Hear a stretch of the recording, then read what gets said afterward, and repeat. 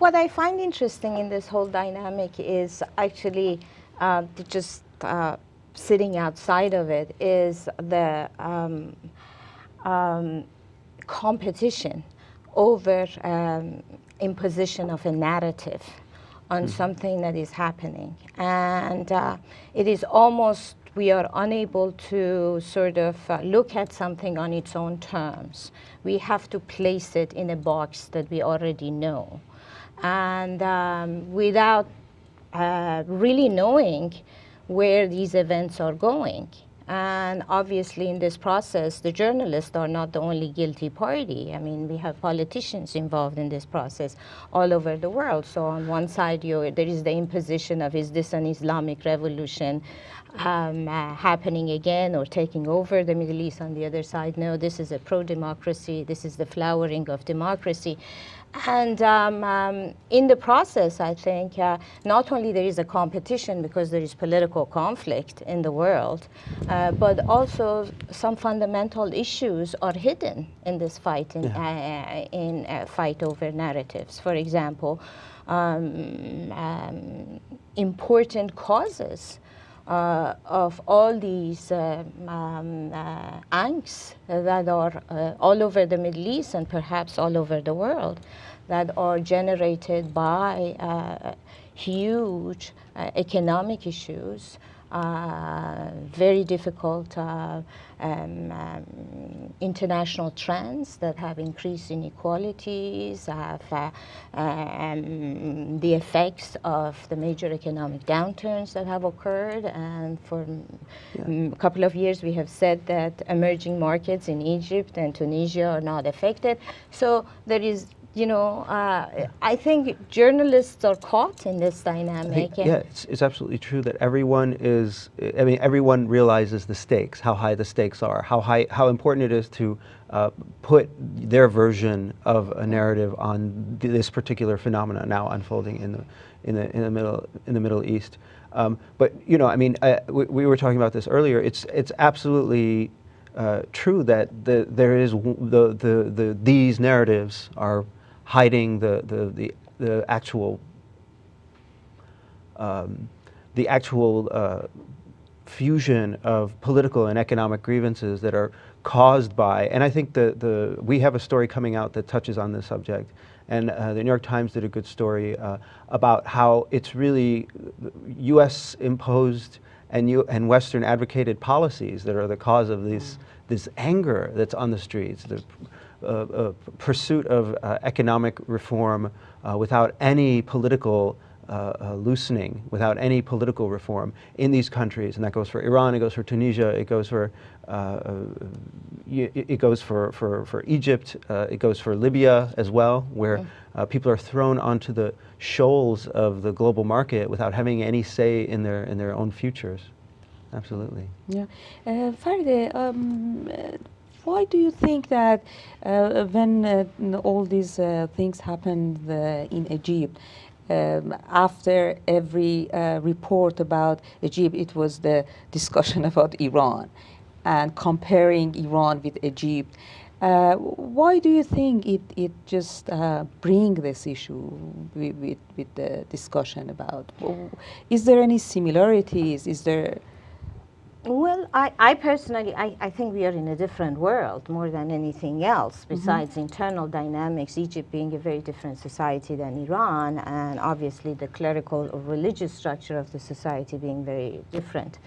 But we are, in 2011, an Iranian revolution occurred in 1979, and we are a completely, you know, in that time, in 1979, you really had religious upsurge throughout the world, including United States. You know, let us not forget the Jerry Falwell's and Pat Robertson's, and so, you know, so even the leftists in Iran had to frame their struggle ultimately within a religious, garb.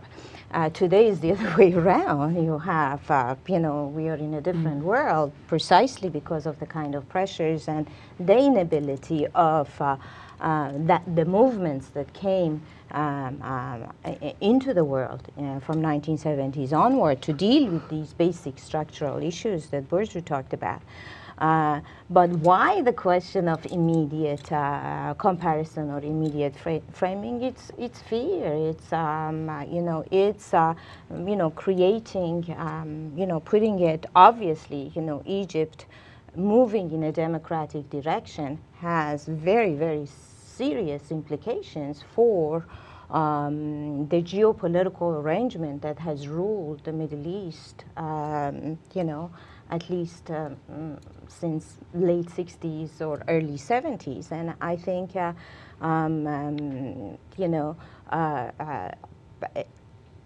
the whole idea of citizens of a country actually having a say in socio-political policies and economic policies of a country has implications for the ruling dynamics of the region. And I think, therefore, to refer to something terrible that has happened in 1979, the immediate reaction is obviously one of trying to say this is going in a wrong way and let's stop it. Obviously, that didn't work.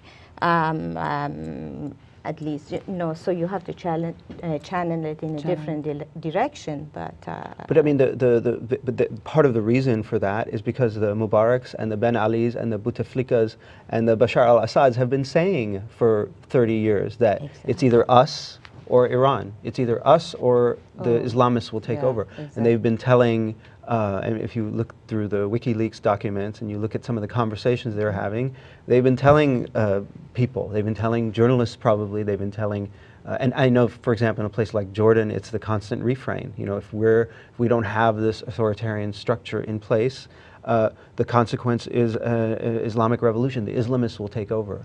But the funny thing is that the folks in Iran are also saying, yes, the Islamists are taking over, because they are also part of this, status quo structure that has ruled. And so the hardline conservatives that are ruling Iran are also, in that sense, working hand in hand in celebrating this Islamist contagion throughout the Middle East. And it is here that you really actually see how, rather than being, opponents in some way, they work hand in hand in trying to maintain the kind of competition and conflict, because it's not about particular countries competing with each other. It's about a certain ruling coalition maintaining its power. When you look at it, it's hardliners in every single country. Aging patriarchs who've been in power for, Exactly, who are unwilling to give it up. And this dynamic... It's a generational issue to a large extent. Perhaps. There is definitely the question of whether or not there are leaders in the Middle East that can gracefully exit. And obviously, there hasn't been a tradition of that. But I think what is happening in the Middle East, in turn, though, is very interesting in the sense that the kind of exceptionalism that people talked about in terms of Middle East being so different from everywhere else because its autocrats would never be challenged. Obviously, that narrative itself is being challenged. So that's interesting.